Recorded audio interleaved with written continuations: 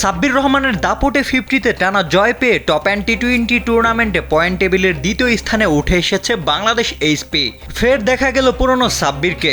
অস্ট্রেলিয়ার মাটিতে হোবার্ট হারিকেন্সের বিপক্ষে ব্যাট হাতে ঝড় তুললেন এই হার্ড হিটার। 154 রানের লক্ষ্য তারায় 1 উইকেট পতনের পর ক্রিজে নেমে মাত্র 36 বলেই তুলে নিলেন দুর্দান্ত 50। 139 স্ট্রাইক রেটে সাজানো ইনিংসে হাঁকালেন 2টি ছক্কা ও 5টি চার। হারিকেন্সের বোলারদের রীতিমতো তুনোধুনো করে সাব্বির মনে করিয়ে দিলেন একসময় জাতীয় দলের জার্সিতে এমন বিধ্বংসী ইনিংস নিয়মিত খেলতেন তিনি।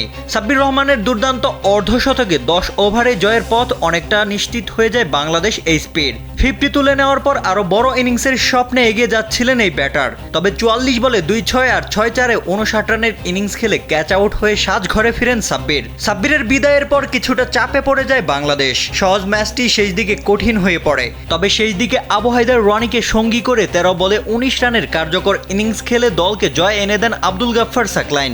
শেষ পর্যন্ত 2 বল হাতে রেখে 3 উইকেটের জয় পায় বাংলাদেশ এইচপি। এর আগে নেপালের বিপক্ষেও বড় জয় পেয়েছিল টাইগাররা। টানা 2 জয়ে পয়েন্ট টেবিলের দ্বিতীয় স্থানে উঠে এসেছে বাংলাদেশ এইচপি।